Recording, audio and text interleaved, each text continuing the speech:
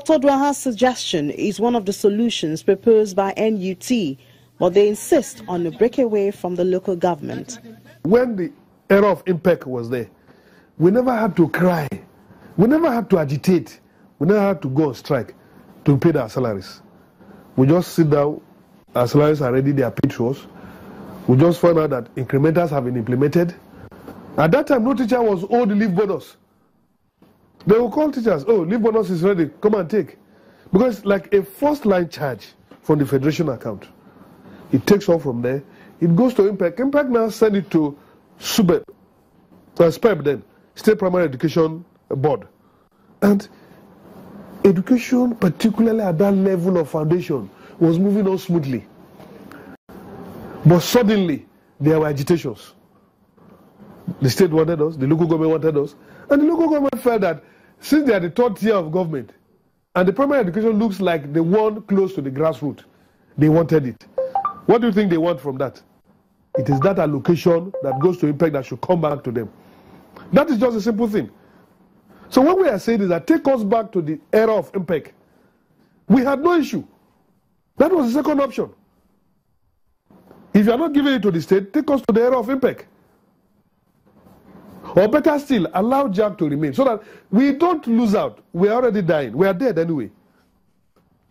Take a good example, for instance. When His Excellency assumed office in January, Kogi State, January 2016, he gave what looks like a partial autonomy. It is not an autonomy binded by law. His Excellency said he wants to end the era of what? Percentage payments to teachers. Because each time he passed by his school, he weeps and he looks at the infrastructural decay. And he wants teachers to get the full benefit of what is theirs.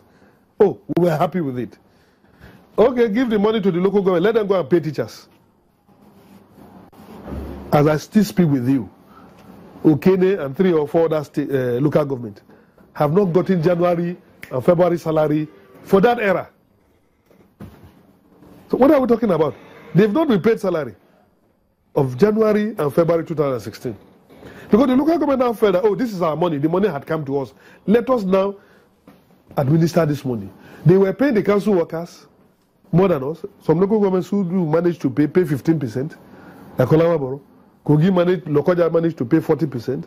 Others like that. So if we remain with them and go with them in autonomy, that is not even full autonomy yet.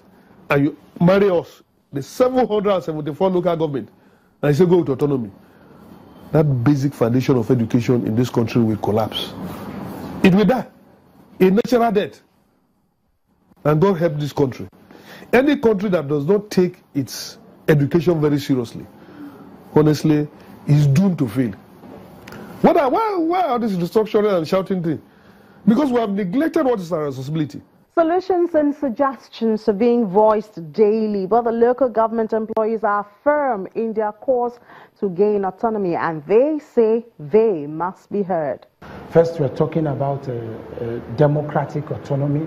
We are talking about administrative autonomy, and we're also talking about the financial autonomy. As it concerns the democratic autonomy, you'll find out that virtually in all the states, the people are just appointed to govern the tier of government. And the union find it not so good, find it appalling, and for that, based on that, we're asking that as at when due elections should be conducted into that tier of government that is the local government. We do not stop at that on the democratic autonomy. We're also asking that last year, that is as it concerns Lagos now, the State Independent Electoral Commission should be scrapped, and that whatever is good for the goose should also be good for the gander. It is INEC that conducts election into the federal houses. It also does that for the states, and so we are asking that INEC should also be in charge of the local government election. And why are we saying this? We have found out over the years that governors use all the paraphernalia of the office to ensure that no party is mixed up. That it's only the ruling party that comes in, and we find that that is not too good enough for democracy to triumph. Talking about the administrative autonomy, we want the local government administration to be well singled out, just as that of the state is well singled out.